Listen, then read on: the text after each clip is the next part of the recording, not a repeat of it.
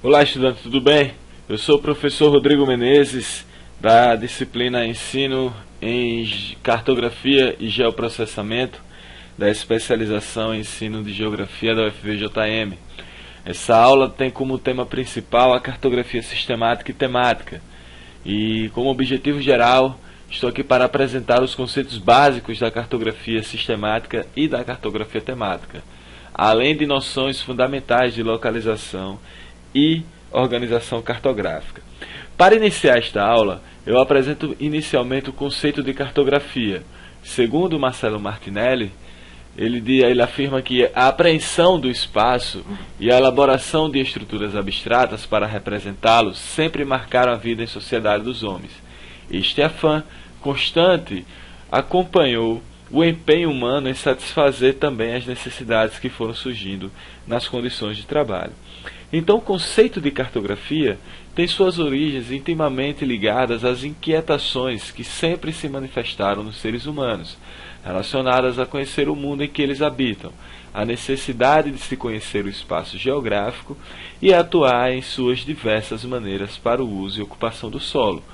Dentro dessa conceitualização de cartografia, ela pode ser classificada em três tipos: a cartografia sistemática, a cartografia temática e a cartografia especial. Cartografia sistemática é a representação fiel e precisa de conformidade com as normas e convenções específicas. Por exemplo, no Brasil nós temos umas normas que são seguidas. Por exemplo, a PEC, o Padrão de Exatidão Cartográfica, é um tipo de norma voltada para os mapeamentos sistemáticos. Por exemplo, a geração de cartas topográficas da década de 70 da Sudene utilizava, por exemplo, esse padrão de exatidão cartográfica. A cartografia temática é uma representação espacial de um tema específico. Então eu posso ter o mapeamento de solo, o mapeamento de hidrovia, o mapeamento de rodovias. Então isso são temas que podem ser transformados em um mapeamento ou uma cartografia temática. E a cartografia especial, que é a representação espacial de um determinado assunto, que possui objetivo imediato específico. Por exemplo, as cartas náuticas, as cartas batimétricas e as cartas geofísicas.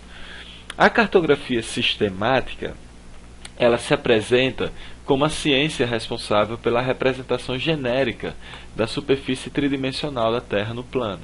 Utiliza convenções e escalas padrão, contemplando a execução dos mapeamentos básicos que buscam o equilíbrio da representação altimétrica e planimétrica dos acidentes naturais e culturais, visando a melhor percepção das feições gerais da superfície representada.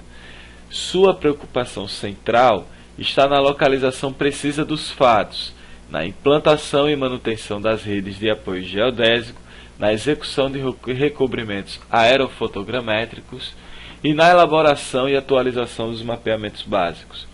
Por fim, a cartografia sistemática tem como objetivo a representação do espaço geográfico por meio de cartas elaboradas seletiva e progressivamente, consoante prioridades conjunturais, segundo os padrões cartográficos terrestres, náutico e aeronáutico. Então, a cartografia sistemática, ela utiliza toda uma sistematização para elaborar os seus produtos. Por exemplo, se utiliza para a geração dos mapeamentos básicos, que tem referência à altimetria e planimetria, a rede geodésica, que são marcos que são colocados na superfície terrestre para que sirvam de referência na hora que está se gerando os mapeamentos, na hora que está se gerando, por exemplo, as fotografias aéreas. Então, essa rede geodésica, ela serve para trazer uma maior precisão ao mapeamento, uma maior acurácia. No Brasil, nós temos a Rede Brasileira de Geodésia, que é o IBGE, que é responsável por essa rede e que disponibiliza na internet, por exemplo, as coordenadas precisas desses diversos marcos que são colocados no território nacional.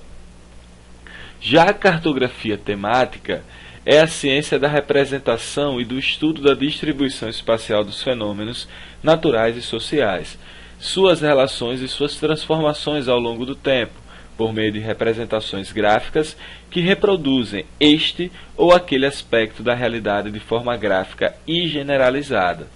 O século XIX foi responsável pelo surgimento dos mapas temáticos, particularmente no mundo ocidental, e é nesta época também que novos modos de captura e representação de informações estatísticas são combinados com mapas, criando uma nova e poderosa ferramenta de análise sobre diversos fenômenos, em particular os de cunho social. Aqui é importante lembrar que dentro da história da cartografia, do desenvolvimento da ciência cartográfica, nós tivemos diversas etapas, e a etapa dos mapas temáticos surge justamente no século XIX.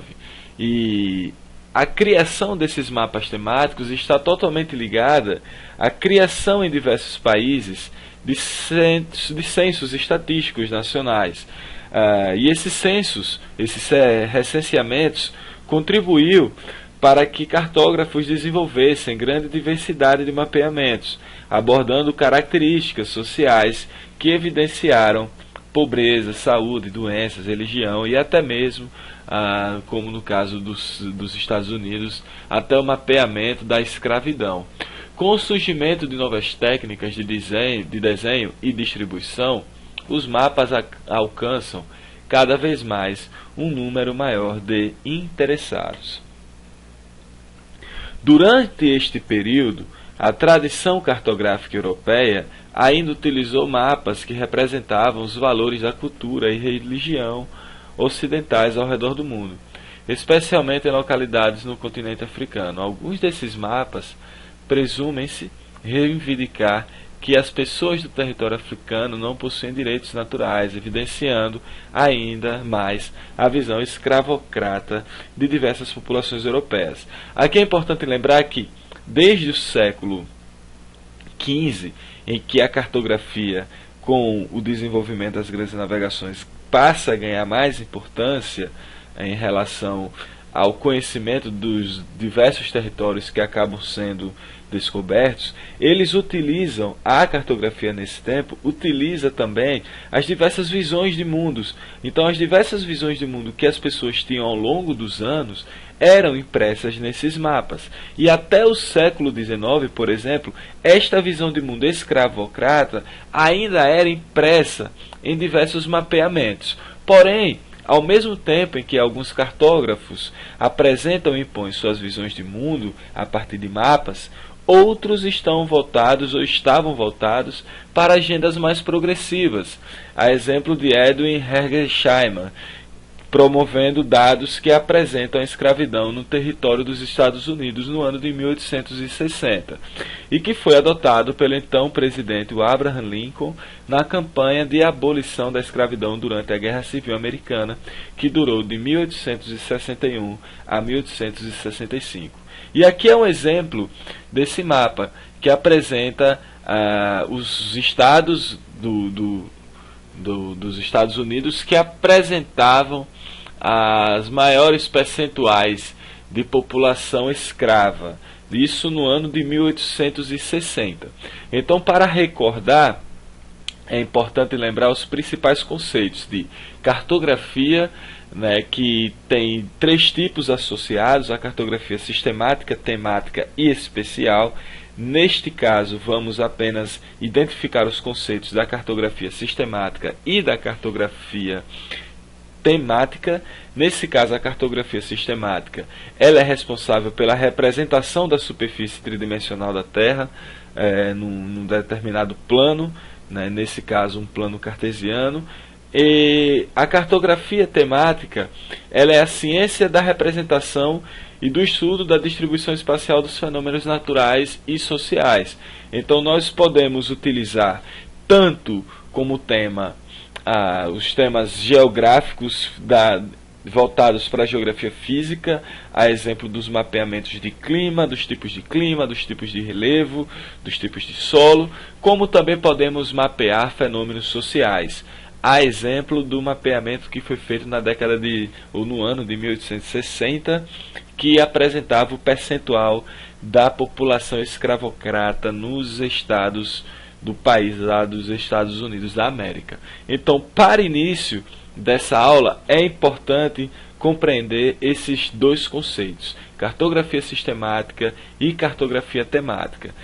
Nas próximas aulas eu vou apresentando os diferentes tópicos mais específicos sobre a cartografia sistemática, sobre a cartografia temática e como nós utilizamos atualmente essas duas ciências para o desenvolvimento dos nossos trabalhos, tanto em geoprocessamento quanto na cartografia digital.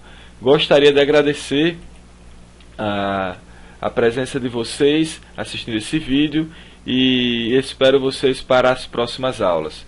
Até a próxima. Muito obrigado.